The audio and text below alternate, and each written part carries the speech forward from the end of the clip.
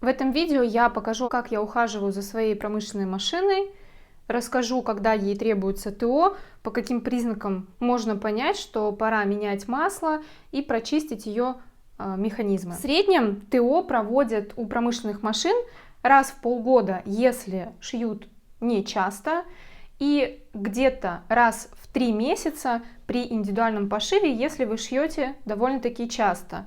А на производстве это может быть даже 1 раз в месяц. Конструкция промышленной машины, думаю, тем, у кого она есть, ясна.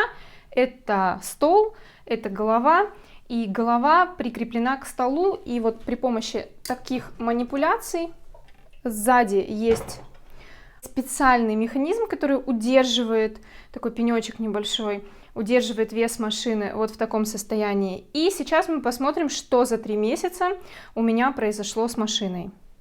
Первостепенно я обращаю на цвет масла, он вот такой медно-желтый, и это сигнализирует нам о том, что масло пора заменить. Также, так как у машинки вот здесь небольшие зазоры есть, они не на что влияют, но бывает так, что здесь вот оказывается, например, игла по моей невнимательности. Ничего страшного, она падает в этот поддон, так же как какие-то остатки, вот ошметки ниток и всего остального. Они, как правило, собираются вот в этом месте, и вот мы можем их наблюдать. Это все сейчас нужно вычистить. Марка моей машины Аврора, модель А1. Эта машина со мной год, а до нее у меня была предыдущая версия Аврора 8600, но H для средних и тяжелых. Поработав на ней 2 года, я поняла, что мне вполне достаточно такой же машинки, но для легких и средних, потому что тяжелые она тоже спокойно берет даже кожу. А увеличенную ширину стежка я в принципе не использовала. Поэтому обновилась и перешла на модель А1. Механизм внутренний вот здесь именно смазки, так скажем, как и у большинства моделей этого класса, он действует следующим образом, что вы сюда заливаете масло, когда вы ее только купили, установили, собрали. И здесь есть нижний и верхний уровень масла. И в идеале ниже среднего вот этого уровня масло, конечно, не должно опускаться. Ну, где-то быть посередине, но и выше, соответственно, тоже не стоит заливать.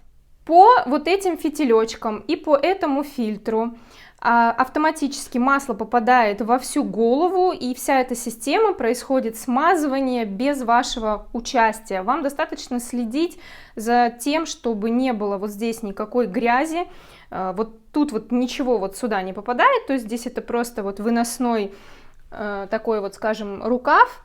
Мы сюда опускаем руку, когда вставляем шпульный колпачок. Вот он. И здесь эта зона больше всего подвержена вот этим всяким ошметкам от ткани, потому что здесь находится игольная пластина, которую, конечно, тоже мы сейчас будем чистить.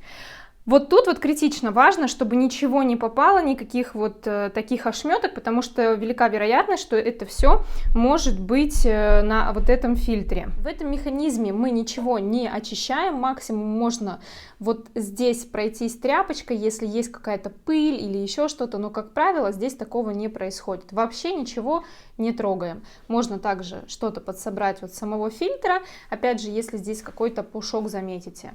Сейчас мне необходима пустая бутылка для того, чтобы слить масло.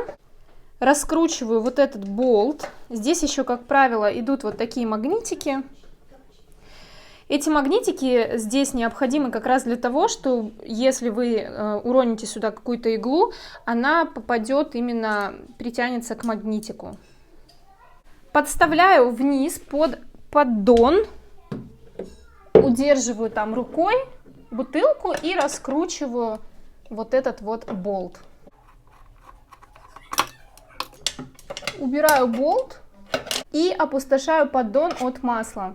После того, как я опустошила максимально так, чтобы уже не текло струей масло, вот этот вот затвор, вот эту дырку я рекомендую закрыть пока тканью. Следующий шаг, я прочищаю вот все вот эти вот ошметки в этом поддоне, Также дополнительно куском материала у меня это бязь макетная. Как раз утилизация макетов еще и вот так бывает происходит. Также обратите внимание, что вот здесь на механизме, где у нас располагается шпулька, тоже могут быть вот такие всякие ошметки. И вот их здесь как раз-таки до того, вот посмотрите, за 3 месяца, что происходит, до того, как вы еще даже раскрутите игольную пластину и начнете прочищать в ней все механизмы, тоже можно вот так вот аккуратненько собрать материалом весь этот пух. У меня есть вот такая щеточка, она для очистки оверлока, но ей тоже удобно подобраться вот в этот механизм. И посмотрите, сколько еще посыпалось всяких ошметок, которые тоже необходимо убрать.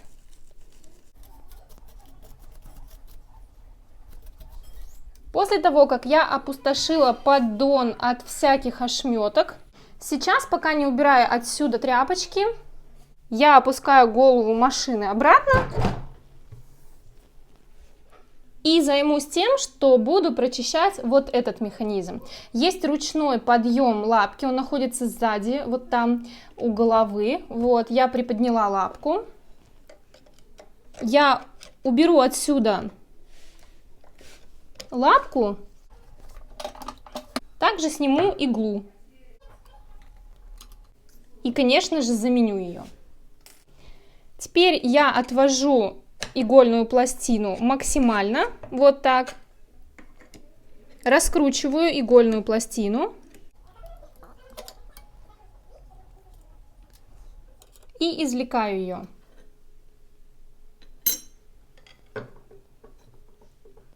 На игольной пластине тоже можно увидеть вот такое количество материала, особенно если это зимний сезон и мы работаем с какими-то рыхлыми материалами или отшиваем пальто, работаем с шерстью, то все это, конечно же, тоже нужно прочистить. После того, как закончите работать, так скажем, с маслом, обязательно протрите насухо всю эту игольную пластину, чтобы не испачкать потом при работе изделия. Теперь я выкручиваю рейку продвижения. Вообще в наборе к машинам идет 3 вида отвертки. Это вот такая длинная, средняя и маленькая. Но среднюю у меня куда-то сейчас помощники утащили, поэтому буду выкручиваться маленькой.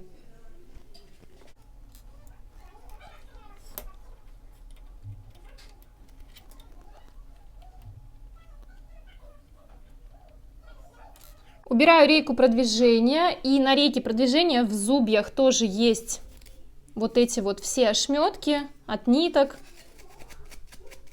от материалов. Это все тоже хорошо, нужно прочистить. Если за машиной не слишком хорошо ухаживали, то бывает так, что в этих зубьях прямо спрессованный материал комками находится. Ну, а также такое бывает на производствах, где нагрузка на машины высокая. Теперь у меня полностью открыт доступ к шпульному механизму, и здесь также я максимально возможно прочищаю.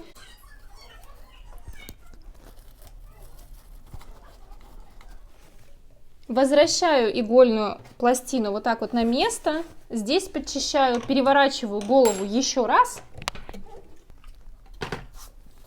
Также обращаю ваше внимание, что в место, куда мы вставляем в шпульный колпачок, вот непосредственно сюда, обращайте на него тоже внимание, чтобы вот здесь вот, если что-то там тоже есть какая-то прессовка всяких ошметок, его прочистить. Не бойтесь, именно в промышленных машинках вот здесь вот вы ничего не повредите.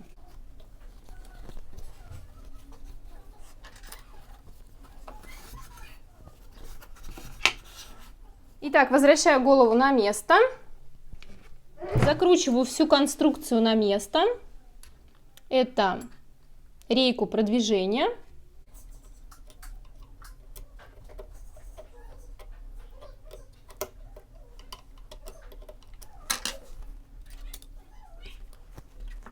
Подставляю на рейку продвижения на игольную пластину, смотрю, что зубья подходят, все на месте. И после этого уже так основательно, хорошо прикручиваю болты.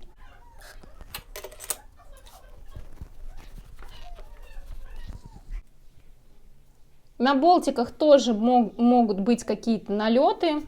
Желательно их также протереть. И закрутить. Возвращаю лапку на место. Ставлю новую иголочку.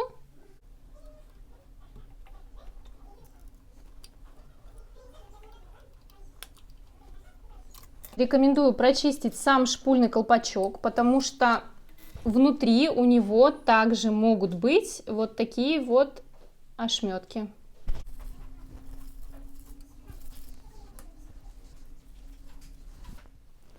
Готово.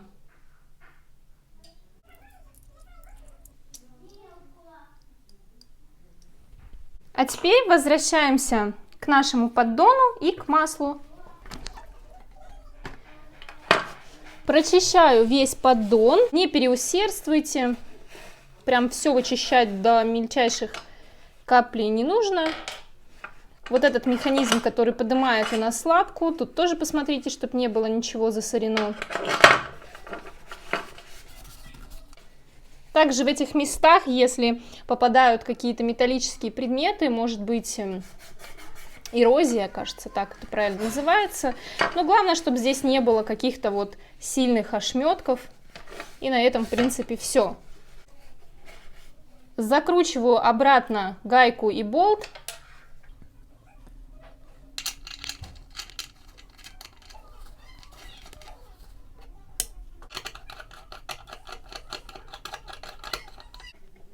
Закручиваю хорошо до конца, чтобы ничего не подтекало. Ставлю магнитик на место.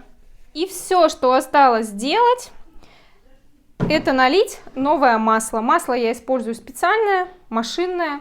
Оно продается там, где продается промышленная техника, швейная. Начинаю наливать вот с этого края, там, где находится большее углубление поддона. Вот так. Новое чистое кристальное масло в нашу машину залили. Остается опустить голову назад,